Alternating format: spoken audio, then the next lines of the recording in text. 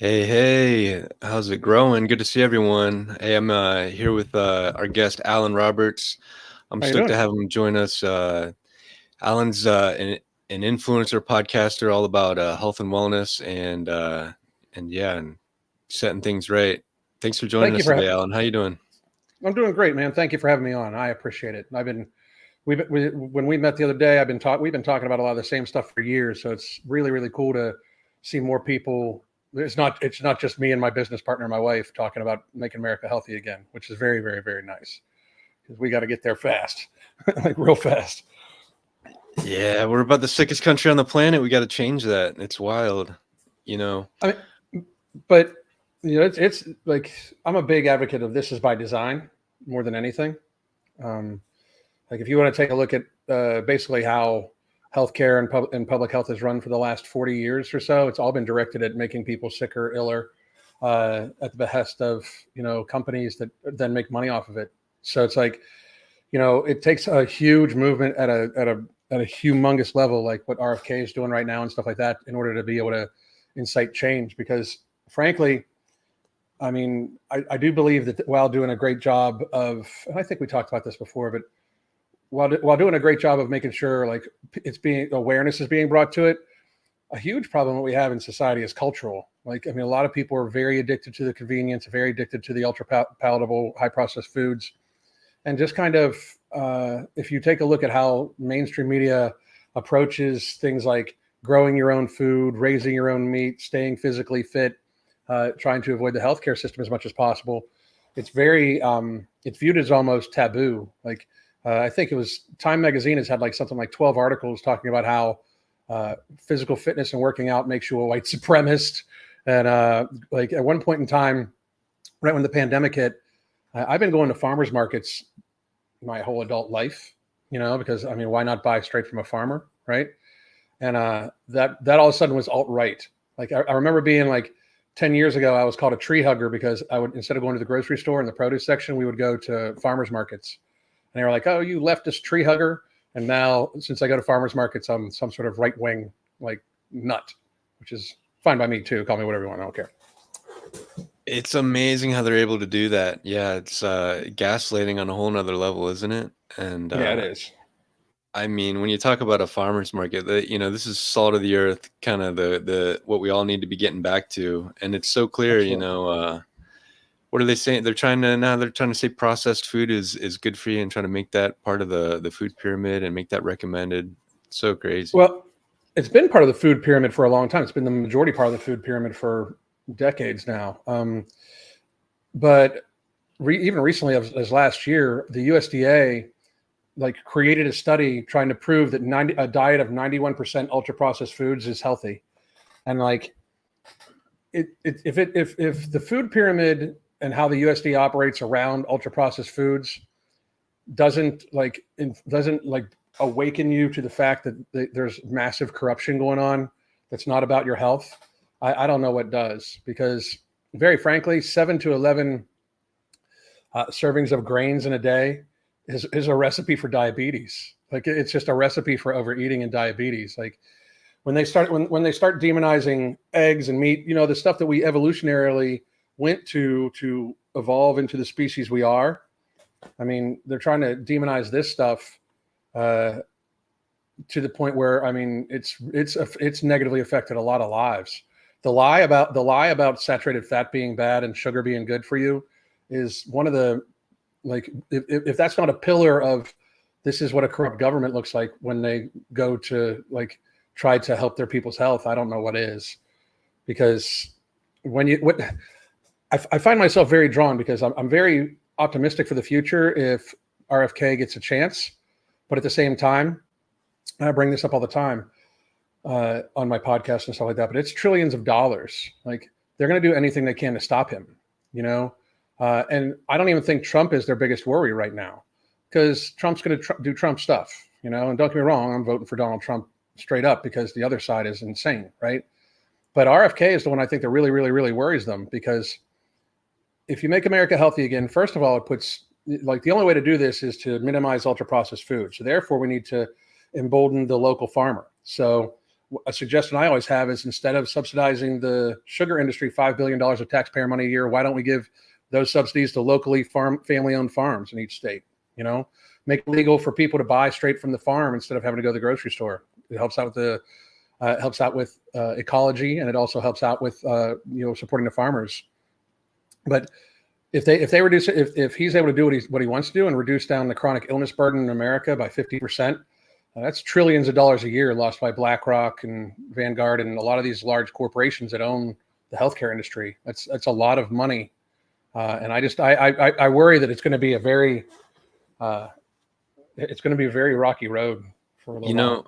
You're right. You're right. I was stunned to hear, Kennedy bring that point that we're spending, over $4 trillion every year on our healthcare, because $1 trillion, well, $1 billion is an insane amount of money, but $1 trillion, yeah. That's more than we're spending on our, our war machine, on this military industrial complex, which is, way larger than it needs to be. So, it's, and you're right. It's for sick care. So, us being healthy, us, being sovereign in our communities, having that independence, that self-reliance, that doesn't play into their hands of squeezing all the nickels they can out of us. So it's a big problem. It's a huge problem. I think the latest data is that something like $4.5 trillion a year is the total healthcare burden for the United States. And it by their own data, by the government's own data, 90% of that is from chronic illness and mental illness. Chronic illness and mental illness are both widely considered to be avoidable or manageable by lifestyle, if that would be the case. And when you look at, even again on the CDC website, it lists off something like 90% of type 2 diabetes, 80% of cardiovascular disease, 70% of all cases of strokes and cancers are avoidable by lifestyle. And if we could just cut those 4 things in half, like the amount we have of it, we're looking at $2 trillion. We're looking at more than what we spend for military. We're looking at saving more than $2 trillion a year. And that's just, for a country that's $36 trillion in debt, for that not to be like one of the main focal points is kind of mind numbing to me. It's on purpose, basically. Kennedy brings up the point, these big corporations and the government, they're treating our country like, it's in liquidation, and they're just selling off the resources for bottom dollar, like a fire sale. And you're exactly right, because it makes all the sense. You got all this debt, you got to address it. And things are just the deficit's getting larger all the time. So, but these are profits that these corporations are making. And, right. As pathological as it is, it seems they're not willing to do the right thing to. Well, there's no financial incentive for them to do so. These large corporations are not people. That's another problem.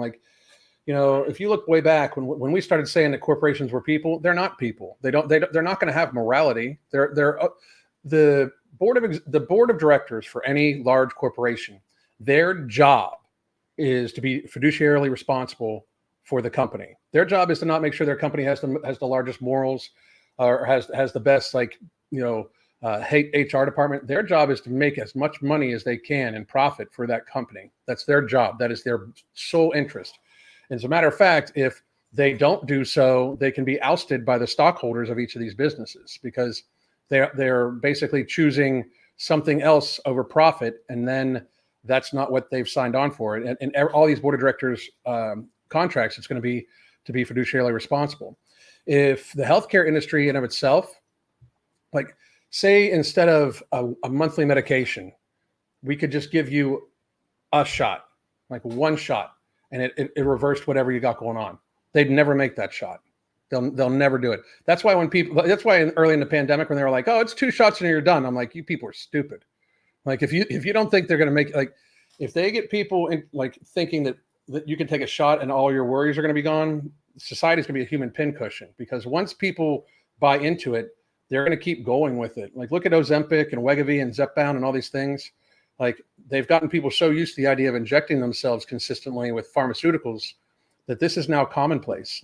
A huge portion of the population has already tried these drugs to lose weight, and that's crazy. Yeah, it's not a good thing to be normalizing these sort of injections, is it?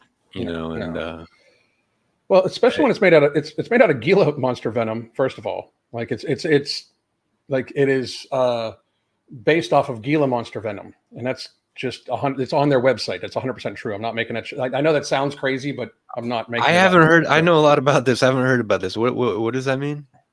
It's made off. It's based off of the venom from a Gila monster, from a lizard, like the Ozempic and the semaglutide, which is the main ingredient of Ozempic and Wegovy.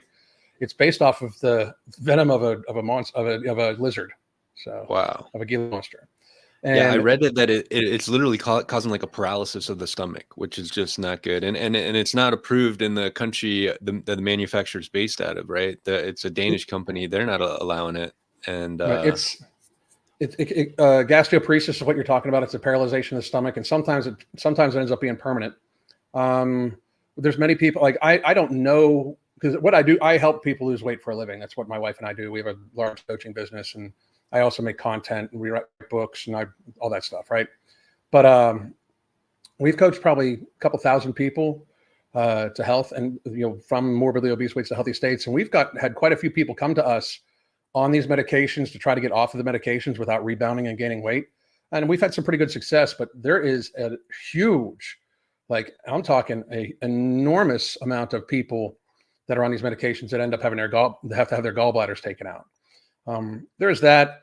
It's right on the warnings for Wegovy, which is also one of the semaglutides. It's right on their website that it's contraindicated to prescribe to anybody that has anxiety, depression, or has ever had suicidal ideation, because it can cause suicidal ideation. But I also would argue, find me a person that's 300 pounds and is willing to inject themselves once a week with something that is going to possibly cause gastroparesis and all these other things, severe constipation, severe or diarrhea, severe nausea, those sorts of things. Tell me somebody that desperate to lose weight isn't already depressed or something like that. So basically, if you're on an antidepressant, if you're on an SSRI, which that's really doesn't help with depression anyway, but if you're on an SSRI, they shouldn't prescribe this to you. But I would guarantee that a huge portion of the population of people that get put on these medications is likely on something like that. That's incredible. Yeah, that's a great point you bring up, isn't it? Yeah. Oh man, you talk about depression. So much of that is just people getting a little exercise, getting a little sunshine, and yeah, if you're overweight and you're obese like that, that's you're not going to be aligned with that, are you? Well, no, you're not going to be aligned with it, but also like there's a lot of like food is pharmacy basically. So ultra processed foods has a tendency to cause depression to begin with. We're basically just in multiple different mechanisms. One, normally ultra processed foods result in their own inflammation. They're highly inflammatory all in their own right. And you just got to watch out when you ingest them, because you'll see people like literally get puffy, and that type of inflammation can cause depression. But there's also a thing called neuroinflammation. So when a person is morbidly obese, they're in what's called a constant low-grade systemic inflammation, right? And that inflammation goes past the blood-brain barrier, and it can cause a thing called neuroinflammation. And neuroinflammation literally is like lowering cognitive response, lowering executive function of the brain.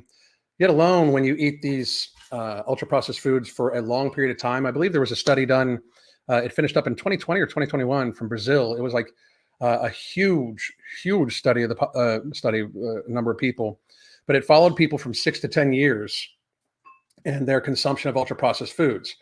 And the findings were that anybody that had 20% or more ultra-processed foods had like a 28% increased decline in cognitive function and a 25% increased decline of executive function. Executive function of the brain is reasoning skills, self-awareness, self-startedness, those sorts of things, right? So in America, we ingest about 70% on the average ultra-processed foods for the entirety of our lives. So this is actually making people dumber. These foods are actually making people dumber. And the thing that I find most amazing is that, again, we have the USDA pushing, like, you can have a diet of 91% ultra-processed foods and be healthy, when there are hundreds of studies that show that ultra-processed foods are extremely bad in multiple different mechanisms, whether it be cognitive awareness, executive function of the brain. It's the leading precursor for obesity, which is the leading precursor for cardiovascular disease, type 2 diabetes. The reason why we have people having non-alcoholic fatty liver disease is from processed sugar and ultra-processed foods. Like, people eat themselves there. Like, especially processed sugar. Processed sugar is an interesting thing because it's two molecules. It's glucose and fructose. And when they're split up, glucose goes like 80% to your muscle tissue, in your blood, those sorts of things, right? And 20% gets stored in the liver. Well, fructose, 100% of it needs to be processed by the liver, right? And this is how people overload their liver when they eat a lot of high fructose corn syrup, or even just a lot of processed sugar. And that's when you start having liver problems, that's where type 2 diabetes comes from. It overloads your pancreas. You're constantly getting increased surges of insulin, especially from sugar ingestion, and your body becomes insulin resistant. And then type 2 diabetes, and then lower limb amputations are down the road. And I think it's the average is 2 years after any lower limb amputation, the person dies. It's just this tragic thing that we don't even talk about in society. It's a sad thing for me. Like I'm very pleased because my business partner, Mark, my wife, and I, we've all been talking about making America healthy again, like with that exact phrase for multiple years now.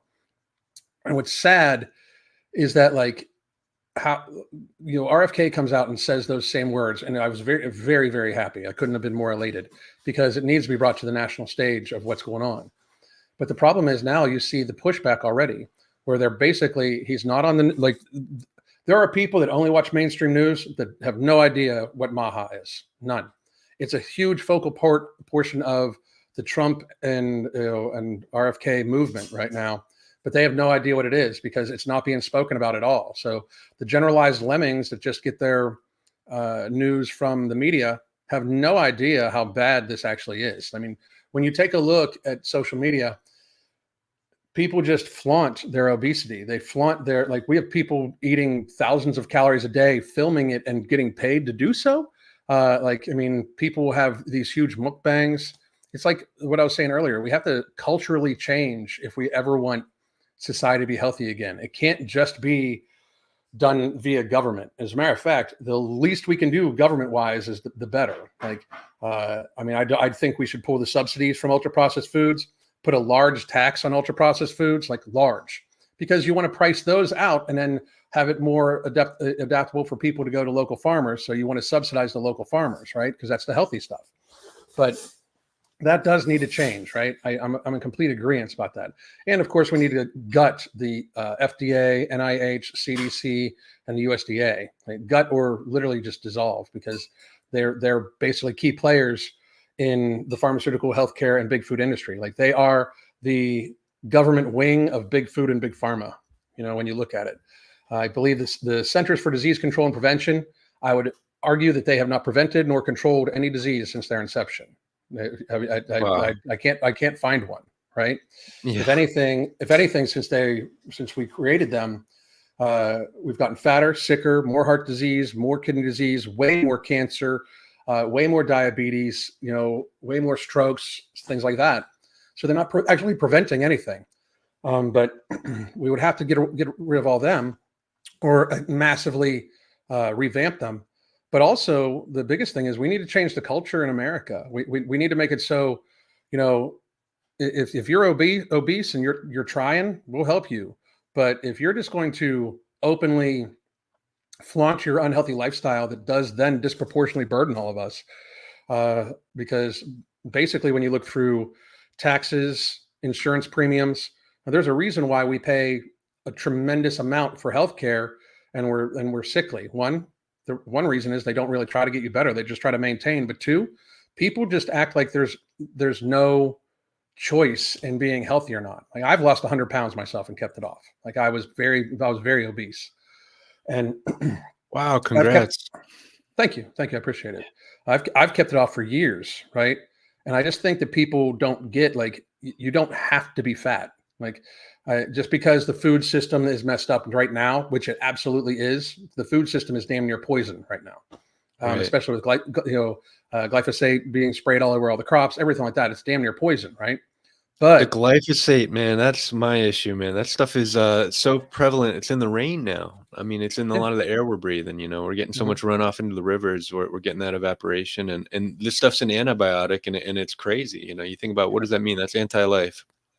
Yeah. This stuff is registered as an antibiotic, and it kills parasites, kills everything green, they had to pay $12 billion for giving homeowners cancer, but they want to tell us, it's safe for the Cheerios, and it's in everything. So Yeah, it's crazy how we've gotten there. Like how it's gotten to this point.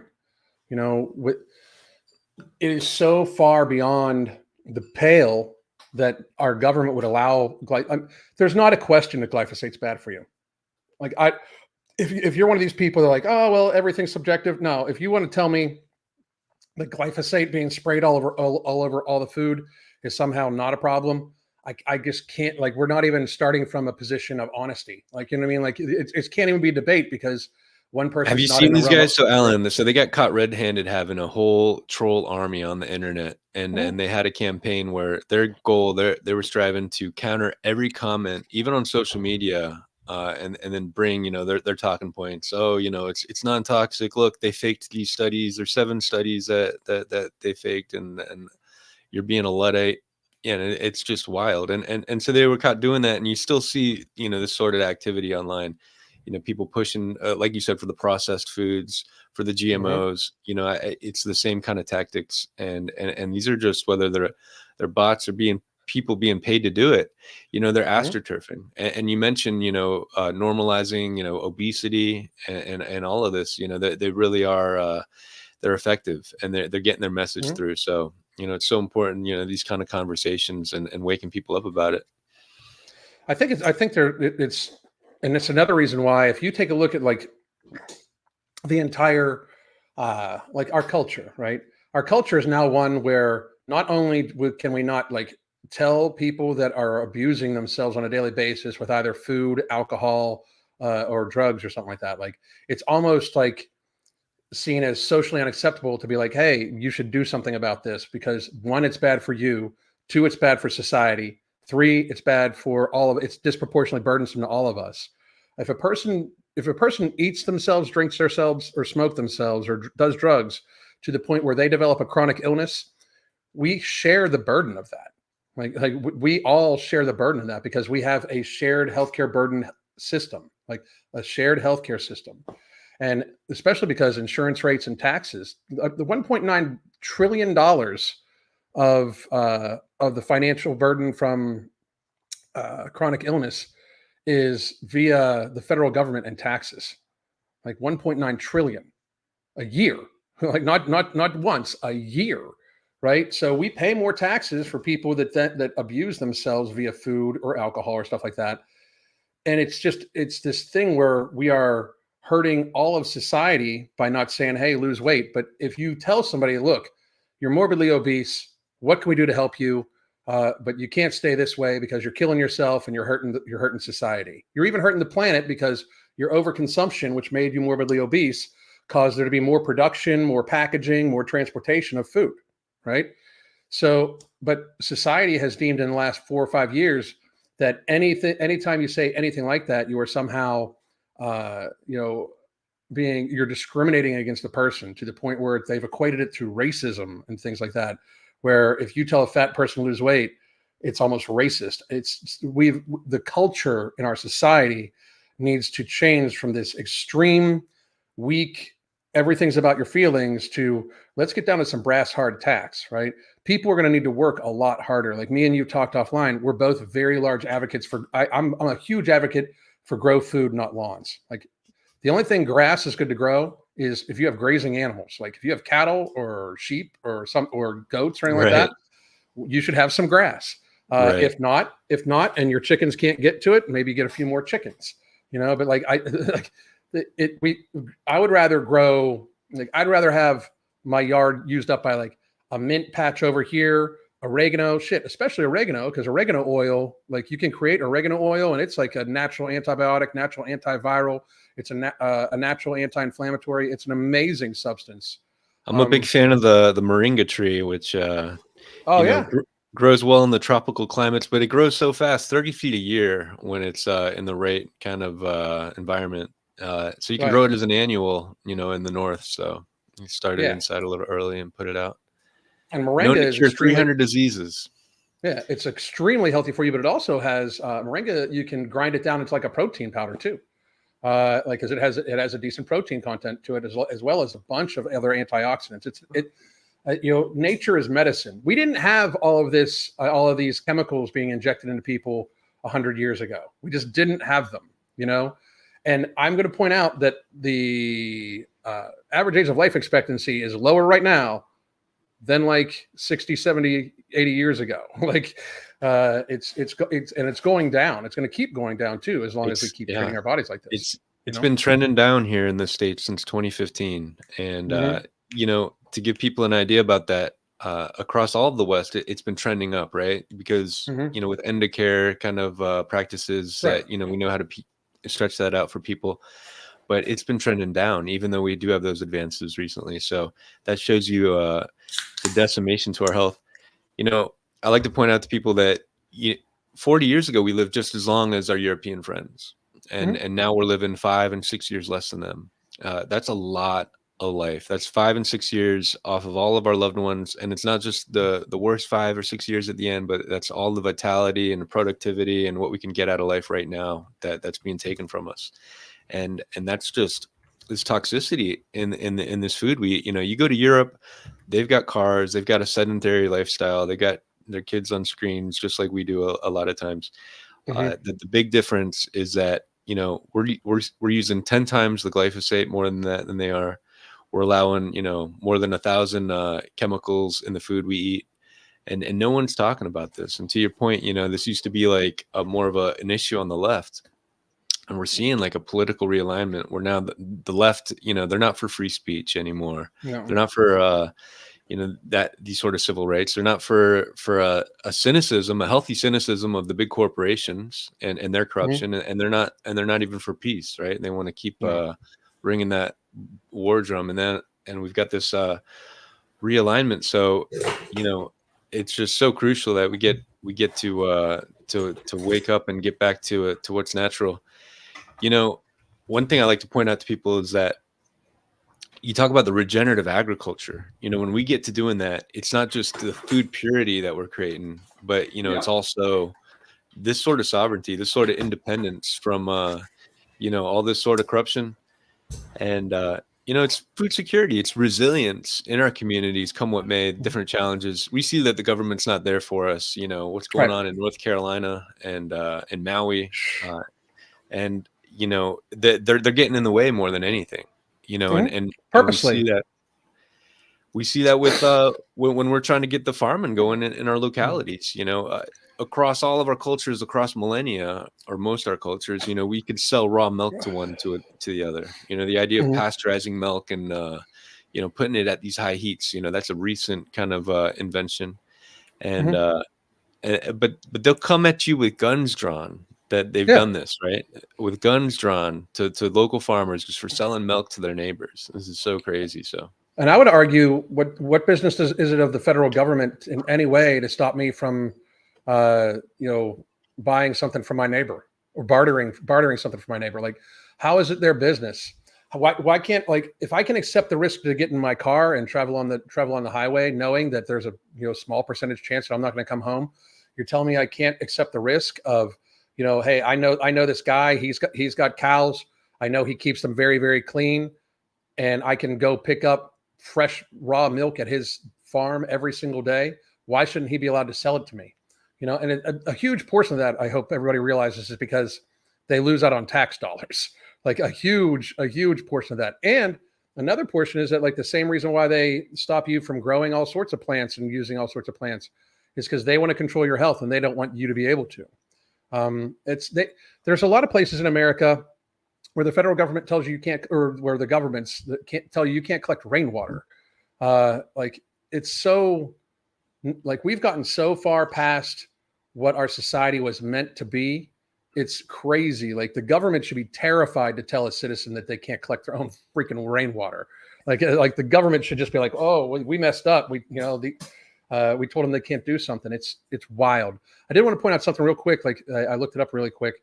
You were talking about 40 years ago. The food pyramid came into existence in 1974, and then it really got full swing. People started feeling the effects of it in the mid 80s. So that's the alignment. They basically decided it was for profit over people. Nothing tells me that they didn't fully expect that obesity and diabetes and heart disease would climb. And they, knowing this, even if they didn't fully expect it, they obviously saw the pattern. I mean, it was easy to determine. I figured out the food pyramid was crazy in the 90s, like, because like, oh, well, I grew up, I'm 53 years old right now. And I grew up, there was like one fat person in my high school, besides football players, there was like one fat person. And I graduated with like 500 people, right? Man, it's like every other person's morbidly obese in high school right now. Like, obviously this is happening. Like in the 90s, I saw like, wow, people are putting on a lot of weight. And if you look back at pictures from the 70s, 60s, 50s, nobody was big. So something changed, and it wasn't our genetics, and the gaslighting is just incredible, right? These health conditions, they want to tell you it's an overdiagnosis. They want to tell you, oh, people are having heart attacks now. It's not because of that shot. It's because people are going out in the sun too much, or having cold showers, or just whatever they can come up with. It's the going out in the sun, the going out in the sun, exercise, and I did hear the cold shower one. All amazing, like literally, like so egregiously untrue. Like it's just amazing that we live in a society where if I say vitamin D is better than just about any vaccine for viruses, because it keeps your immune system strong, everything like that, and it has relatively no side effects. So if you weigh pros and cons, if you keep your vitamin D levels up, if you get out into the sun without sunscreen, you should never wear sunscreen, by the way. But if you shouldn't wear sunglasses either, people, by the way. But if you get out into the sun and your body gets the vitamin D from the sun, it's massively beneficial for your immune system and stuff like that. My business partner literally was almost kicked off of YouTube for saying in early 2020, like, hey, I don't know what's going on, but vitamin D will help with your boost your immune system. And they almost kicked him off YouTube for it. Like they're it's openly. So crazy. This is the scary thing to me about all these Democrats, so-called liberals, lining up recently, criticizing free speech, because we saw how they did that with COVID. The censorship was crazy. I was never censored until I posted, and I knew they were like a little bit, going after ivermectin. So I just was very careful and said, on Facebook, here's peer-reviewed research, that recently came out on ivermectin concerning COVID efficacy. That's all I posted, very even-handed. I just keep getting banned for that, and this is science. I mean, this is science, published science, in legitimate journals that I was getting censored for. So, just think about it. If they really crack down and they really want to codify this, what we're talking about here today, studies that go against the agenda of big ag and the poison food system, they're going to want to censor that sort of thing. You name it, they'll go after it. And you see the way they're already kind of going after these things. So it's really something that needs to be addressed. You know what's weird? One of the time, I don't go on Facebook much anymore, because they kept giving me like 30-day bans, 60-day bans, 90-day bans, or like that. One of the last things I shared, like truly shared on there on Facebook, was I think in like late 2021, and I shared a study from the World Health Organization website. It's on the World Health Organization website, and it's by Dr. John Ioannidis. He is the most cited scientist in the world for public health, right? And he's out of Stanford. He's a Greek. He's Greek by nationality, but he is one of the professors at Stanford, and again, most cited scientist for public health in the world. He did what's called a seroprevalence study, meaning like he checked for antibodies from people, because at the very beginning of the whole craziness, they were bastardizing the math. So they were taking the number of people, the very inflated number of people that they listed as passing away with the virus, right? So people that had cancer, car crashes, there was gunshot wound victims that they all said were COVID passings, right?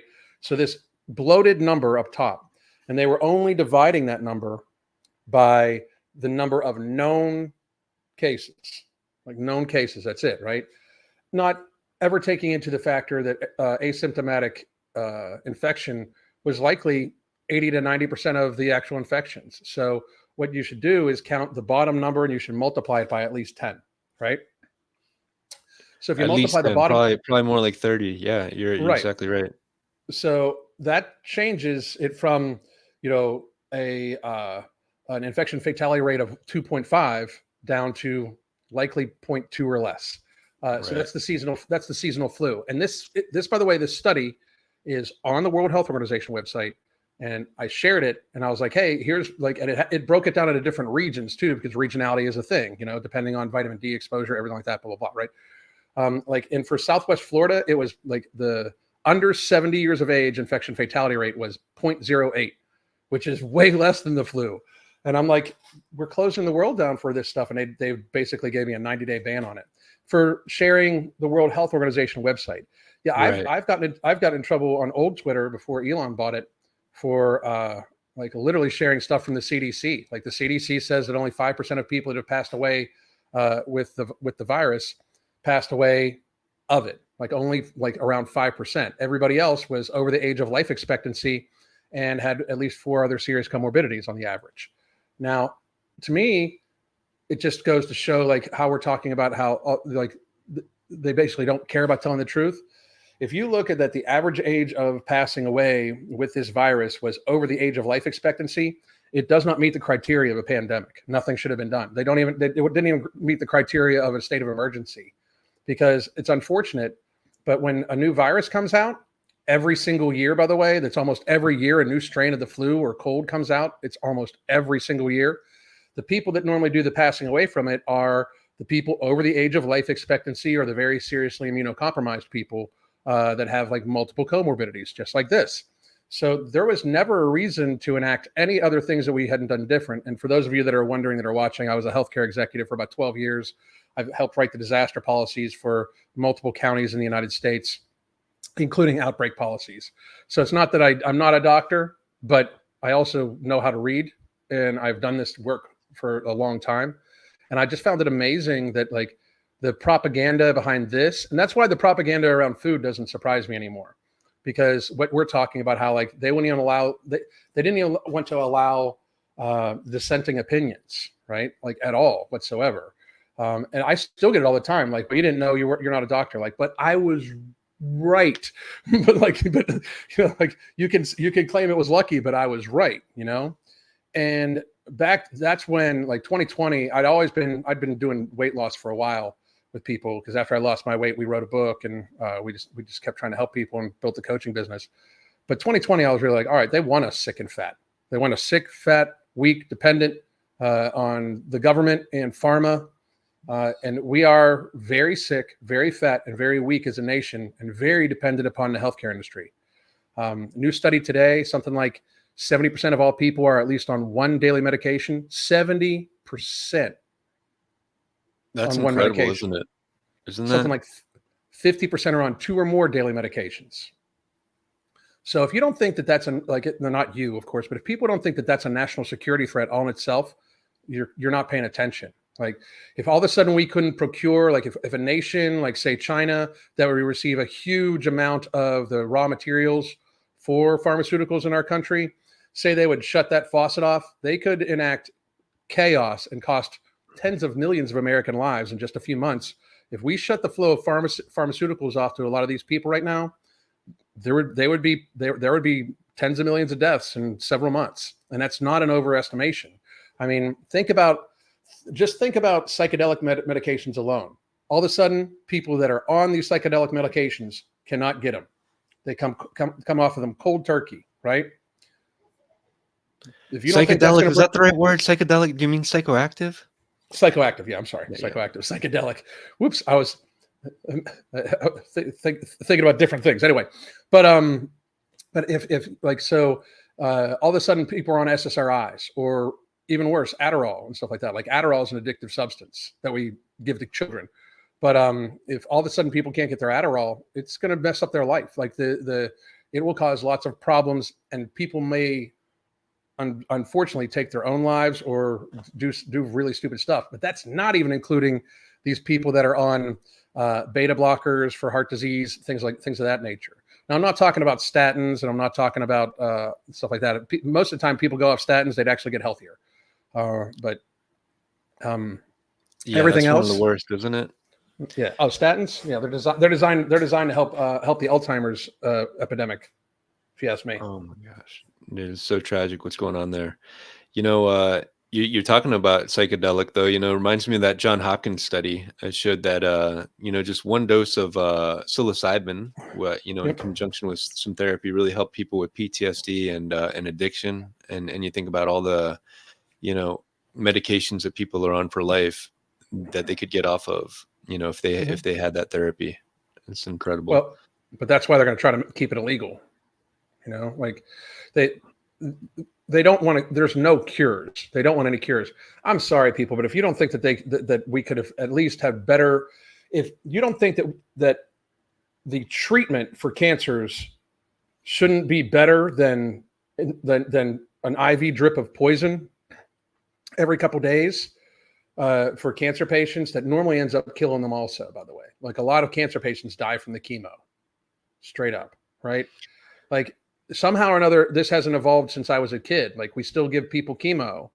Uh, I'm sorry, but like there's many things that show there's CBD derivatives that help kill cancer cells. There's so many things that nature can provide. I just don't think we look at any of this stuff. There's no funding for like checking out how plants operate. The only time that the healthcare industry checks out what a plant does is if they want to try to mimic it and patent it. Like for instance, like marijuana is still illegal, right? In most places around the country. Right. But they have a synthetic form that your doctor can prescribe to you. Why? Like I don't even understand. Like, shouldn't Granny be able to grow her own glaucoma medication? Like, Right. like how can Granny go to jail for wanting to grow a plant to help her feel better?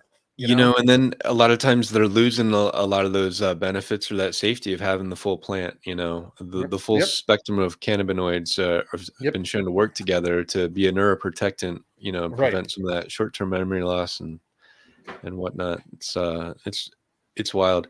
You know, I wanted to go back. You mentioned how, you know, it was really, you know, old people, if anybody, who were susceptible to COVID, you know, and then you go to the other end of the spectrum, it was shown that, you know, kids, it was really super rare Yeah. that any kid would be harmed by it.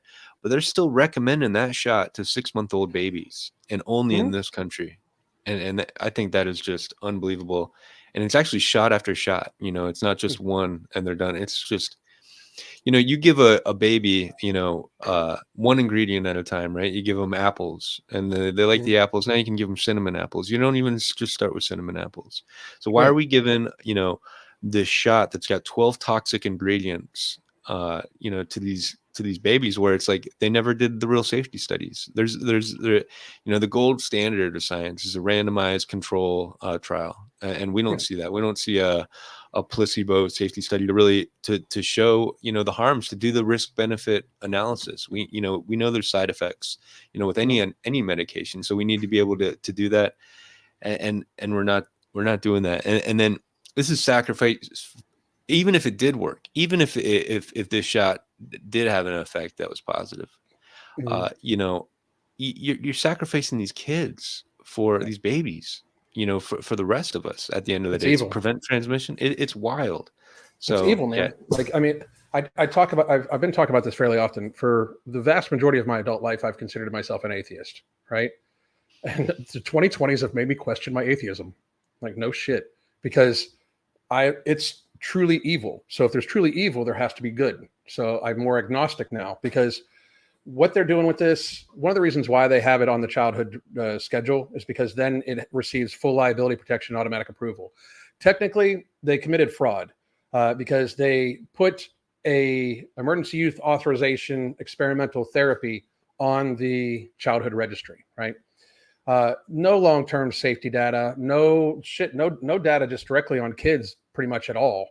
And the last booster that they approved was tested on like 8 mice, and I'm not joking. That was like the length of the testing, right? And when you give children, like right now, I think on the vaccine schedule, one of the injections that children have to get like within their first week is hepatitis B. Why? If the mother is not an intravenous drug user and passed it on to the child, which if she was and did, it's like the vaccine's not going to help. But like that's a sexually transmitted. It's like a risky behavior disease, like sexually transmission and IV drug usage. Why are we giving it to babies?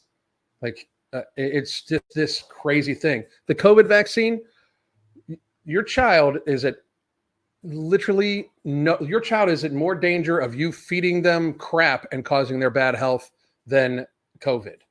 If you're under 18, it's something like insanely low, for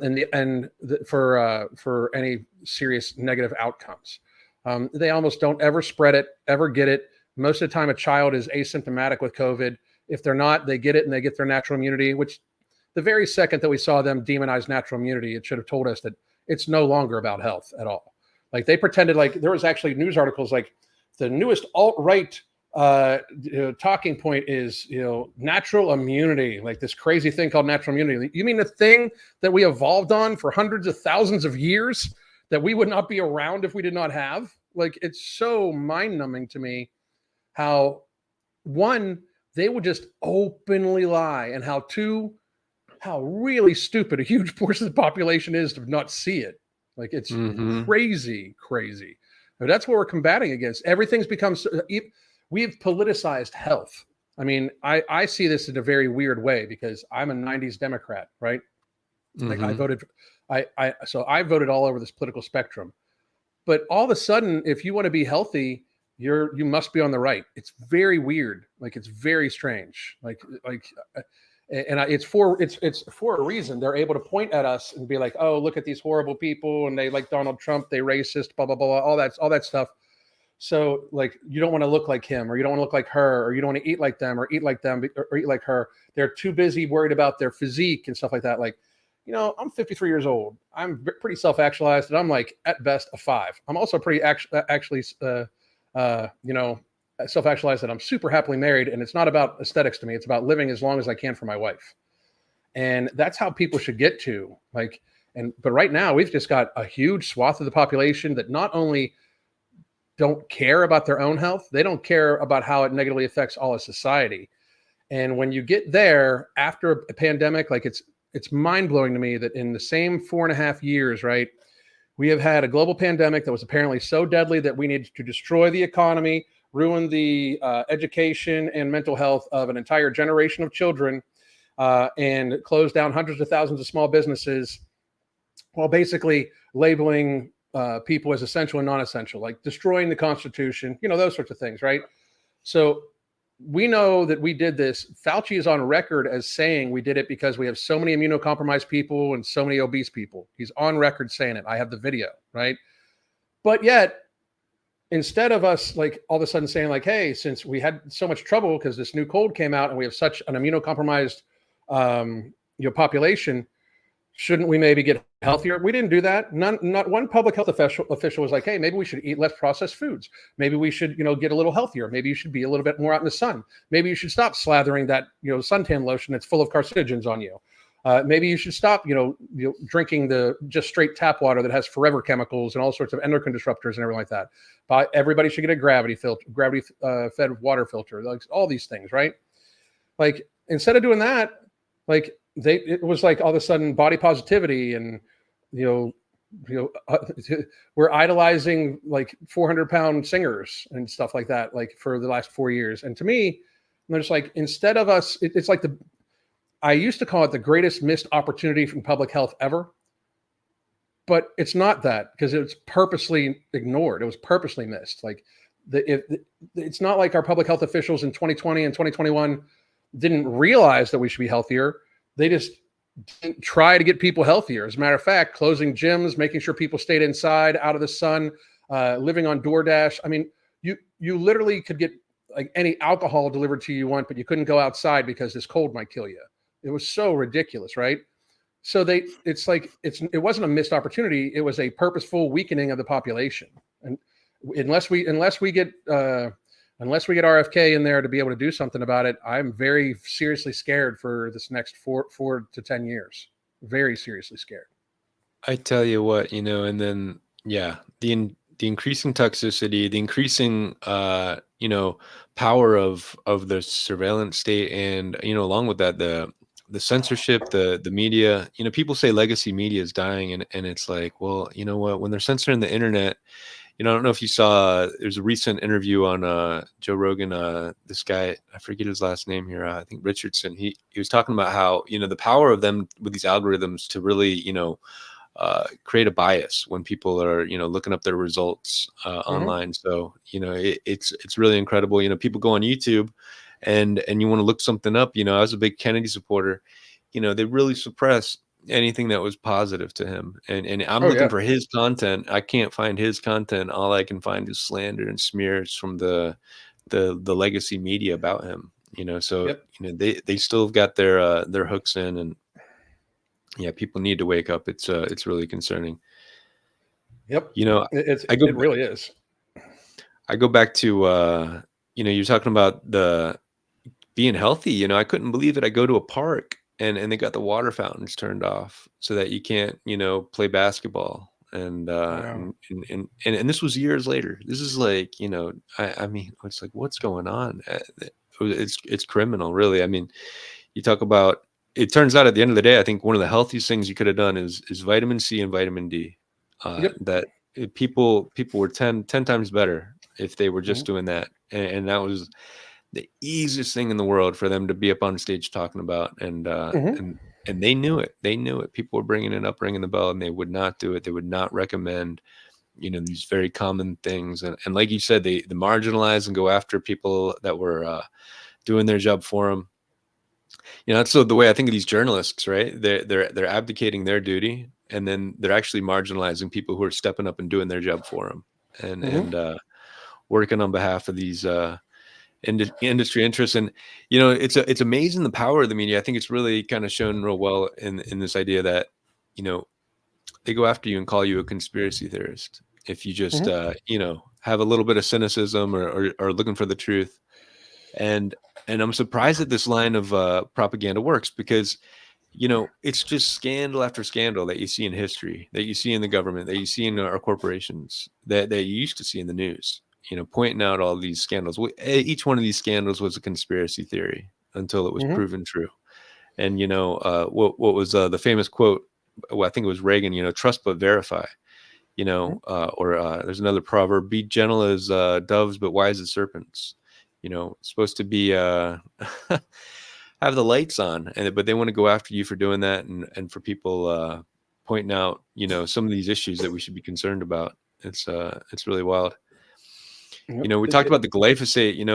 My big issue, I think, is that we got to quit spraying this stuff on our crops as a desiccant. They're saying Yeah. maybe 80% of our exposure is coming from this, and that this may be the main culprit for all these diseases going parabolic together. And uh and and and nobody's seeing we're not seeing action on this. Kennedy beat Monsanto in the courtroom in 2018 on this issue. $12 billion is being paid out to homeowners for using Roundup in their home and gardens. By the way, they were supposed to pull that product. They voluntarily did that. I can't believe they weren't ordered to, but they still Hmm. haven't. They said they were supposed to do that January 1st. You could still find it next to the candy in Home Depot. Yeah. And but I think that's something that's just incredible, is that this is still being used in our food supply. We know that there's 1,000+ studies that show, these are peer-reviewed studies that show its toxicity. And just recently it came out, the EPA, which is thoroughly captured, by the way, Oh yeah.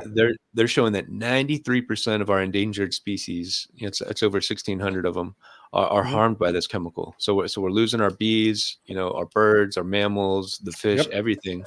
And and and and we're losing our loved ones, and nobody's taking standing up on this issue and getting it out of there.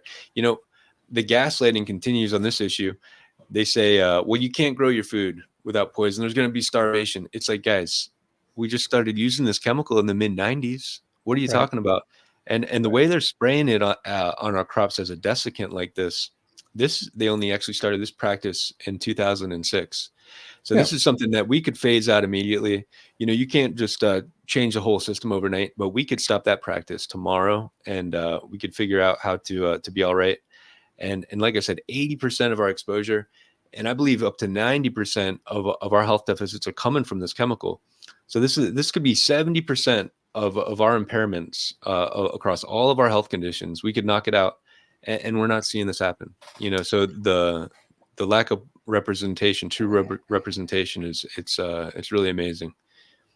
Well, I don't think, I mean, it's the representation, but I think you hit it like off the organizations are just completely captured. Like I always talk about this, like we know if you know that one agency of the government is captured, if you know they're corrupt, like I always bring up the food pyramid. Like we've known for decades that it's been complete BS, right?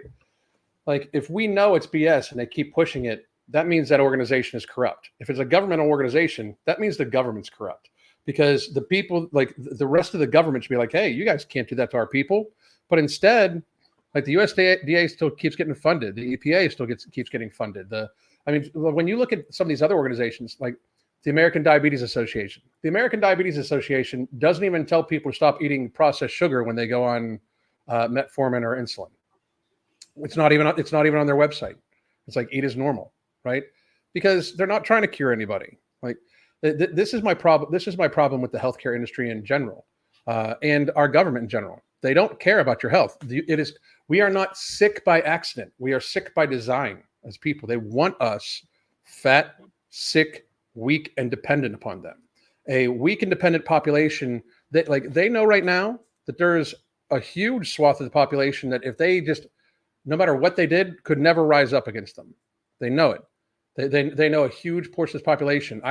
I do all sorts of crazy scenarios. I mean, I call them crazy, but like a lot of them have come true in my head where it's like, you know, they could easily tell a bunch of people like, hey, if Trump gets elected, we're going to shut off the flow of pharmaceuticals because if the pharma, like basically him and Kennedy are declaring war on the pharma industry. Like, I mean, people don't even realize it. This is why it's so dangerous because one more time, trillions of dollars a year, like trillions of dollars a year would be lost by these corporations.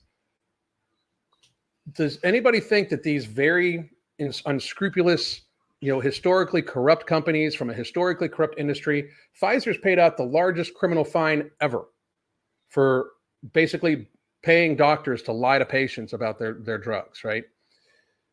If we think that these people will not, like, that they're just openly going to pay off doctors and stuff like that to sell medications, what do you think they're going to do if they think they're going to lose out on $2 trillion a year, like the healthcare industry, right?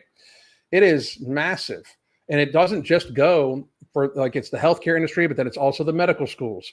Like the amount of administration in the healthcare industry is a huge bloat to it. Like 50% of all costs go to administration, right?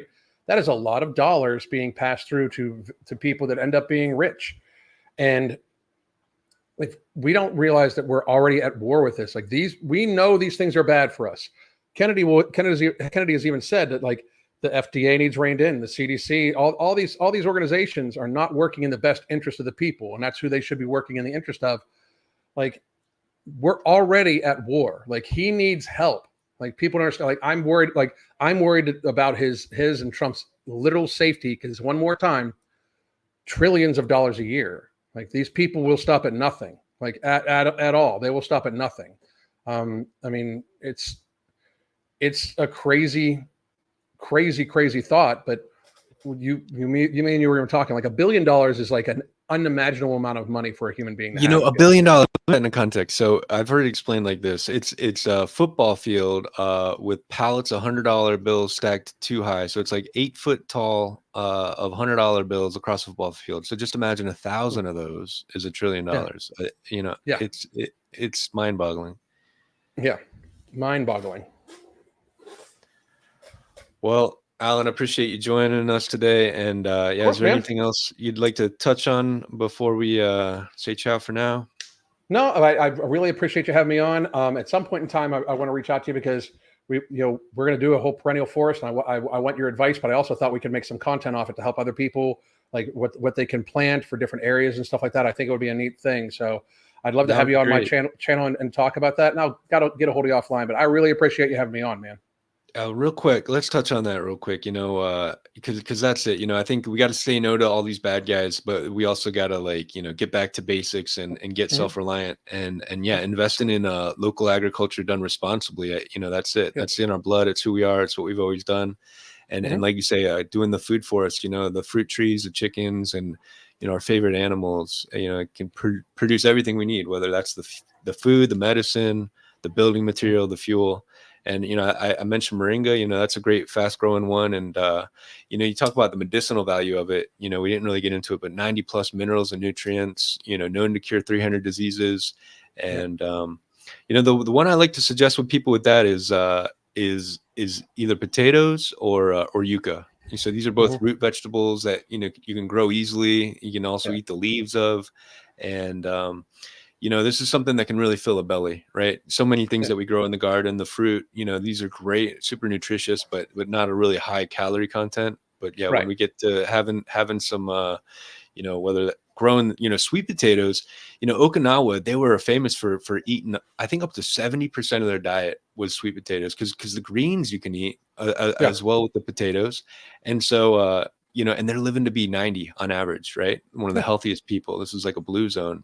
So sweet potatoes, super good for us. And then, filling some bellies. So, getting independent from this consumerism, I think that's the ticket. And I'd love to join with you and talk about that some more. So sounds good, man. Again, thank you for having me on. All right. Thanks, Alan. I'll see you soon. Bye-bye. Ciao.